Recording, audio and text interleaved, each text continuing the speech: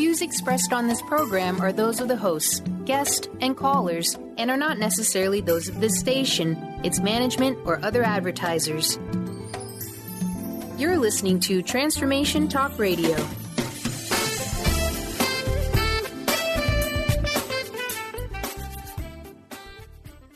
Moms, are you ready to become enlightened, empowered, and stress-free? Well, get ready because you are about to tune into vibrant, powerful moms helping everyday women create an extraordinary life with Debbie Pokornik. Each week, Debbie discusses topics to help you become self-aware, inspired, and on track to create the life you crave. It's time to stop settling and start thriving. And it all begins now on Transformation Talk Radio.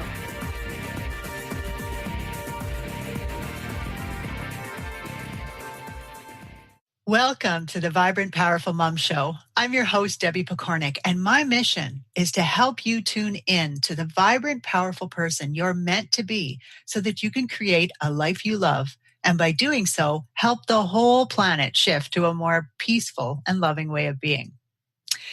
It's May, and May means Mother's Day. So, in tribute to this important day of the year, I am dedicating the whole month to interviews focused on helping moms put their best foot forward as a parent and to still feel great about themselves in the process.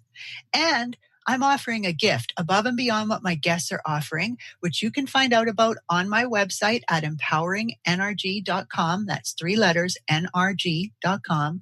Click on the heart on the homepage that says Mother's Day gift to get all the details. All I'm going to say right now is that you won't be disappointed, and it's only going to be up there for the month of May. So don't dally. My first guest in the Mother's Day Marathon is a wonderful woman by the name of Randi Rubenstein. As a parent coach and author, Randi offers programs to support parents in raising confident and kind kiddos that live up to their fullest potential as independent thinkers. Randi is a fellow mama in the trenches that helps parents replace negative patterns such as threats, bribing, and name-calling with a new positive parenting toolbox that inspires rather than backfires during the teen years. Love it. Randi walks her talk, and her signature program, Closing the Parent Gap, has had transformative results for countless families. Today, Randi's here to help you close the gap between being the parent you want to be and the parent you currently are, even when your kids are pushing your buttons. Randi, welcome to the Vibrant, Powerful Mom Show. Thanks so much for having me. I'm excited to be here. Oh, I'm so happy to have you here. Now, you've written this book called The Parent Gap, and I mentioned that gap in the intro. So I'm thinking we should just start right there. What is this parent gap you're talking about? Well, it's exactly what you said. I just have never met a parent who doesn't find themselves in this gap, the gap between the parent that you want to be or that maybe you even swore to yourself you were going to be. Like, I'm never going to yell at my kids. I think a lot of times we make those promises when we're teenagers ourselves. I'm never going to be giving my kids this early curfew. I'm never going to be looking over their shoulders or going through their room or doing all these different behaviors. And then we find ourselves in these heated moments. So when you've got little kids, it's a lot of times when little kids are, they live in their emotional states. So it's when you've got the 3-year-old that seems like a little terrorist, or you've got the actual teenager who's going through that big stage of development where they're questioning everything. They want to argue with you on everything. And before you know it, you find your mom's words maybe coming out of your mouth. And so that's the gap. Like we have all these great plans for this parent we want to be before we actually become a parent. And I help parents to close that gap so that whether we've got a 3-nager or an actual teenager pushing our buttons, we're able to be that parent that we want to be even during those times. Like we're the adults. We're showing up as the adults. And really, no matter what their behavior is, we're like, yeah, I've got this. I'm not going to lose it. You're just a kid going through a stage that you need to go through. And I'm still going to restate whatever the rules are, follow through consistently, and make sure that you understand that this is really not a democracy. I'm the parent here. Right. I am going to make the final decision. Right. You know, Right. I love that whole idea. In my book, Break Free of Parenting Pressures, one of the things I talk about is how we have dreams, right? When we're pregnant with that child, we don't even necessarily think about it, but that's where we start to plan the kind of parent we want to be. And it can make us feel pretty awful when we're not measuring up to our own standards, right? That's exactly right. And, in nowadays, in the age of social media, I think it's even harder because you see everybody's shiniest outsides. And moms love to post pictures about their kids, and it's kind of like how they're doing this motherhood thing in such an amazing way by look at my kids, and everything looks so wonderful and peachy and perfect. And most moms and I don't know if you feel this way too, but it's like everyone feels like they're screwing it up. Everyone feels deep down inside so if that's how we feel on the inside, and then we're over here scrolling on social media looking at everybody else who seems like they're just kicking butt at it, it feels crummy. It feels crummy. Yeah. One of the best gifts I gave myself, and I only gave myself this gift because I was a parent educator, so I was really noticing and paying attention, was to not compare myself as much as possible. Anytime I recognize myself as, looking at another mom and going, oh, how is she able to do that? I remind myself that, you know what, her insides and your outsides don't compare and so on. So she could be feeling so filled with doubt or whatever in the moment. And there's no way I'm going to see that from the outside. So I'm not going to compare myself to her as much as possible. And I still did. But, I was kind of lucky because social media wasn't a big deal 20 years ago, not to the extent that it has grown in these last so many years. But I think that is such a huge thing. So why don't we dig a little bit deeper into this? Like when you have a child that's really pushing your buttons on a regular basis, what can you do so that you can be that parent who you've dreamt about being, so that you can build this relationship with your child, but still get some sort of compliance? Because like you say, it's not a democracy. In the end, you do need them working with you. It's a process. I was just telling a group of parents that I was teaching, I wish those 1, 2, 3, the counting things and the sticker charts and, I wish that stuff worked, because I know we're all instant gratification junkies and we just want the answers. And the thing is that those are Band-Aid solutions. They may work for a week, but your kids very quickly catch on, and then the rewards get bigger, and the counting thing stops and we get more forceful.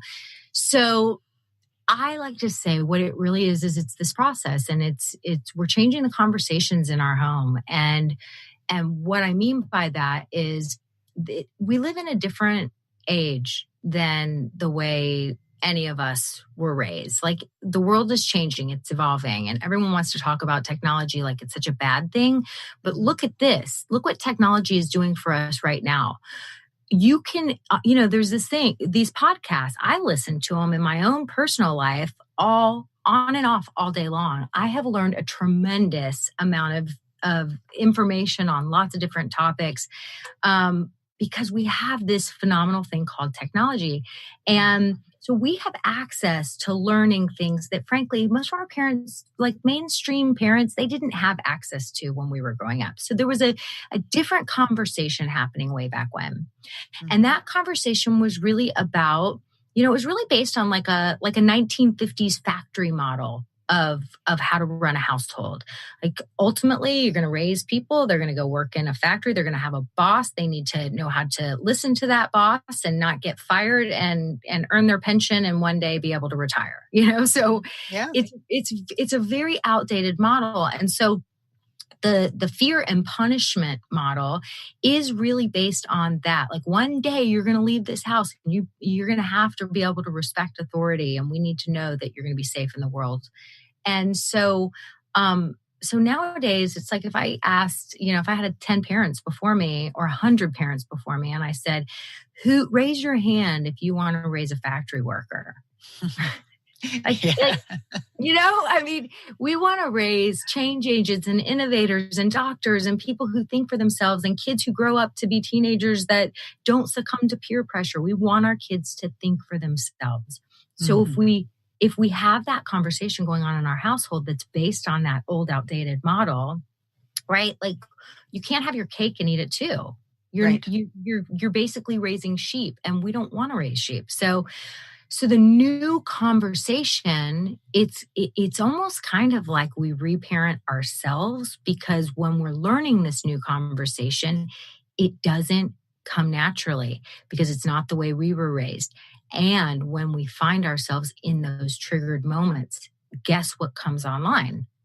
Like all your subconscious programming from the way you were raised. That's why we keep finding ourselves falling into this gap. But I'm not all, gloom and doom here. Okay, I swear. Good, because this is a Mother's Day marathon. Come on. I swear. What I really teach has been my own process, and I kind of just happened into it. And why I'm so passionate about what I teach is that I've literally retrained my own brain. And so in raising my kids differently than the way I was raised or the way anyone I know was really raised, and having this new different kind of conversation where we can talk about anything. And yes, at the end of the day, I am the parent. I put down a lot of parameters and boundaries, and there's rules and there's consequences that happen when the rules aren't followed and all that good stuff. But my kids really have grown up in a household where it's very infrequent that we're yelling. And so I've retrained my brain, and I feel like I've changed my family legacy. And I've now been doing this with other families, and it's working. And so that's the thing that's so magical to me, and why I can be a little defensive about people saying negative things about technology, is because I'm like, in this day and age, regular people like me and you can learn something, practice it over and over again, create new neural pathways in our brains, and literally reprogram those old patterns with ones that serve us in a better way. And so anyway, I know that was a whole long answer, but I guess my point is I don't have a 1, 2, 3 magic approach. What I have is a process for going through how to retrain your brain so that you can show up during those triggered moments as the parent you want to be. I love that. I have long since believed that becoming a parent is one of it's like the ultimate course in personal development, right? Totally. And it opens the door for you to do some incredible analysis of yourself and start figuring out what kinds of things you're doing that take away from a relationship. And it doesn't just have to be with your kids, but the kids provide the impetus and make us focus in that way. So I love all of what you said. And I knew that asking that question, I knew that this is a really big area because it is about changing who you are. So basing the rest of our talk then on this big, bold assumption that I have, which is the idea that my listeners know that the old ways of parenting, that idea of disempowering and forcing our kids to listen and punishing over discipline and all of those things is not effective. And I believe that they believe that. So using that assumption, let's focus what time we have left on giving tips, strategies, ideas from this positive parenting toolbox. Okay? Sound good? All right. So what are the key pieces that need to be in your positive parenting toolbox? Okay. So the number one thing I teach everyone how to do is to get to this place of having a productive conversation versus just relying on the lectures. So something happens and we want to tell our kids quite often how they need to fix it, what they should do, what they did wrong and how they can learn from it. And even moms like us, and I struggle with this too, Moms like us, we want to jump into fix it mode. It just is what comes naturally because we want to help bring them out of whatever is upsetting them. Right. And so it almost feels counterintuitive not to jump into fix it mode because it's like, that's our job. We're supposed to teach them appropriate behavior. We're supposed to keep them safe physically and emotionally. So whether they come home from school and if somebody's hurt their feelings or they're not, their grades are suffering in science or they're mouthing off to us, like the underlying thing for all of us is that we just want to hurry up and fix it and to get them to a better place. Well, the problem is that nobody wants to be fixed, right? Like right, nobody, absolutely. Nobody wants to be fixed. It's like nobody likes a know-it-all. Nobody wants unsolicited advice. However, when you ask for advice, when you trust somebody enough to ask for their advice, then you receive it and you take it all in. But very rarely are our kids going to that place. So the productive conversation is really about building this foundation of trust where our kids really, really trust us, not to jump in and automatically fix them, but to show up for them when they're having a moment of upset or when we've had an argument with them or like anything, like to be able to talk about anything and they know that we understand how to show up from a place of active listening and empathy. Nice. The number one tool, if I could teach any parent, would be learn how to really, really, really be an empathic listener. And when you get that urge to jump in and fix and tell your kids what they should do and what they shouldn't have done and do the whole lecture thing, remember, you're not actually teaching them anything in those moments. The way you actually teach them, okay, so this is going to kind of tie into another tool. They learn by what we model, not by what we say. When we model what it means to be a good friend, to be a respectful person, and we teach and we treat them with respect, and we treat our spouses with respect, and we treat our best friends and our own mothers with respect, our kids are taking all of it in. And I'll just say one little side note. I was taking my little boy, he's in 6th grade, my youngest, to school. And there's this illegal U-turn that it's a big controversy. Who does the illegal U-turn? Because it like backs up the traffic. And so we were listening to the radio and it was talking about quotes and he said, well, what quotes do you like? And I said, well, I love the quote, the way you do anything is the way you do everything. Nice. And he said, and I said, does that make sense to you? And he says, so-and-so's dad does the illegal U-turn every day. And I thought, kids learn by what we model. He was basically like, what does that say about this dude's character? Like, if you're doing the illegal U-turn just because you don't think, and you don't care that you're backing up the rest of the traffic and you think that you're not going to get, nobody's seeing you do it. Like, where else are you trying to get away with something in life? And so what we model, they're always watching how we behave way more than what we say.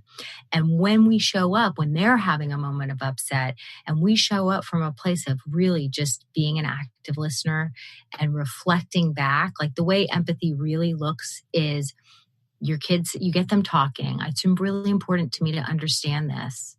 You're really important to me. What's going on for you? I know something had to be behind you hitting your sister. Something had to be behind your teacher sending home this, behavior thing. There's something going on, and it's important to me to understand. And then your kid tells you, and all you say is, So I see, and you reflect back kind of what you heard, but not word for word, because then it'll sound like a therapist and they'll think you're really being creepy.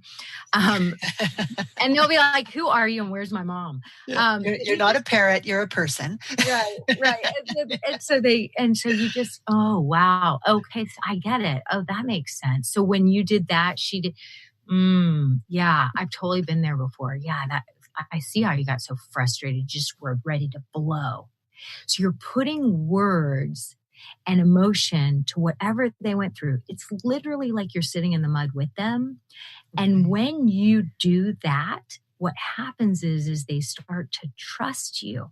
And before you know it, they're like, well, what do you think I should do? Or how can I fix this? I don't know what to do now. And then they start asking for your input. Like, can you imagine? They're asking for your input. Now you get to like actually teach them those things that you want to teach them. So that's it. That's that's kind of, I mean, I know we don't have a ton of time together, and I could go into like, you and I have talked about this before. I have a replacement for timeout that is all about teaching them how to access their natural Prozac. It's something called the breath. And really teaching from the age of 2 kids how to do deep breathing and access that sense of calm.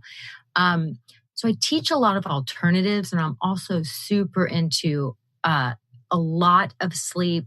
Of course, 80% of the time, great nutrition. 20% of the time, we're going to have some Oreos. But 80% of the time, proper nutrition. But, sleep can be the difference between like a kid that is off the charts, so enjoyable, you don't know what to do with yourself, and like a regular kid that's whining, 30% of the time. So sleep is huge. And getting rid of some of those old school ways like timeout and spanking, and replacing it with these better systems that are just helping kind of create the foundation for having this beautiful family dynamic with productive conversations, open communication, where you can talk about absolutely anything. Love it. I love communication. To me, is a foundational piece, and that is always a great place to start if you want to start creating a different relationship. And that, again, is true whether it's with your kids or with anyone else, but your kids are so fantastic to practice on because they're so open to it. They're so willing to follow your lead. So I love that whole piece. And I just want to make one comment about your calm down corner versus timeout. One of the things that I really love about it, I did a similar thing back 20 years ago when my kids were young, is I felt, okay, this idea of timeout feels too punitive, and I can see how it can easily be misunderstood or manipulated. So I'm going to use it as a way to teach my kids to reflect on what's going on for themselves. And so what I want to say about this is all of the tools you have in your parenting toolbox, they're still going to be there whether you replace them with positive tools or not. The more you use the new tools, the easier it will be for you. The trick, though, is to start thinking about how can I creatively change this tool to reflect who I am and who I want to be as a parent. And that's what I'm understanding from your whole parent gap idea, is looking at your life as how do I change it to really support who I am and who I want to be and who my kids are and who I want them to be. So we have 3 minutes left, and I want to give you a chance to talk about retraining your brain to come from a place of yes, because I think it's a great tool, and I really want to have parents walk away with that. So can we do that? Sure. Let me try. Let me try to get there. So what we focus on grows. So you got to think about, like, when you start your day and all you're thinking about is everything you have to do today. It's like that book, Alexander Had a No Good, Very Bad, Whatever, Horrible Day. And it's just like, when you're in that place of everything's horrible, everything's going to be horrible. And so I am naturally, I will admit this, I'm naturally a glass is half full person. So I naturally come from a place of yes. And so for people who naturally come from a place of no, like my husband, who counterbalances me just fine, but it's harder for him to automatically retrain his brain to come from a place of yes. But what I've found is that when I focus on the behaviors that I want, I get more of those behaviors. So when your kids are running, and I know a lot of people have heard this, when your kids are running, like, focus on the behavior that you want, not what you don't want. So walking feet, when your kids are speaking really loudly, it's so easy for us to be like, don't scream and tell them what not to do, but quiet, gentle, quieter voices. It's hurting my ears. And so really starting to retrain your brain to what is it that I want in this moment? Because when you start to focus on that stuff, you create communication, a life, everything that's more based on things that you're proactively going out to get and kind of putting that energy out into the universe to receive it back versus constantly putting all of this kind of low vibration energy out into the universe and focusing on everything that you don't want to happen. It's really kind of the opposite. We've been doing it the opposite for whatever reason than the way that makes sense. And so like even down to the communication of, I mean, this goes into every aspect of your life, but even going down to when your kids say, can I have a cookie? And it's 5 o'clock and it's before dinner. And you're like, you can absolutely have a cookie after you eat the food that makes you grow. And we're about to have dinner at 6 o'clock. So is a cookie what you want to have for dessert tonight? Is that your choice for dessert tonight? You know, that's you basically saying you can't have a cookie right now. Right. Yeah. But you're just coming from a place of, yes, you can absolutely have a cookie. And then you set the time. You can have a cookie for dessert after you've eaten dinner. So nice. It's a communication style. It takes a minute to do it, but once you start doing it, it's like contagious positive domino effect. Yes, I love it. I love it. And I love to teach people how to, I call it the no game, where you're not allowed to say no. And you come up with, yes, convince me, or, maybe later, or yes, later, that kind of thing. Randi, thank you so much for coming on today's show and helping me kick off this Mother's Day marathon. I know that our listeners took away some really great ideas and tips that they can start using right away. I do want to tell them that they can find out more about you at your website, which is randirubenstein.com. Randi is R-A-N-D-I, Rubenstein, R-U-B-E-N-S-T-E-I-N. And that link will be up on the interview, the blog that is hooked up to this interview, as well as on the Transformation Talk Radio page. You can also get a complimentary audio chapter from her book, The Parent Gap. I've created a bit.ly link for that. So it's bit.ly/parent gap chapter, all one word. That link will also be up on the blog. So thank you again, Randi, for coming on the show. Thank you to our listeners. I hope you have a totally awesome Mother's Day on Sunday, and, have a awesome Mother's Day month, because I really think that we should get a month. And be sure to go to empoweringenergy.com in the month of May to pick up your gift from me. With much respect for you and the journey you are on, this is Debbie Pokornik and her guest, Randi Rubenstein, wishing you a vibrant and powerful day. You've been listening to Vibrant, Powerful Moms with host Debbie Pokornik. If you've enjoyed this show, please give us a shout out and leave us a positive review. To find out more about Debbie and her sisterhood of vibrant, powerful moms, visit empoweringenergy.com. That's empowering with letters NRG.com.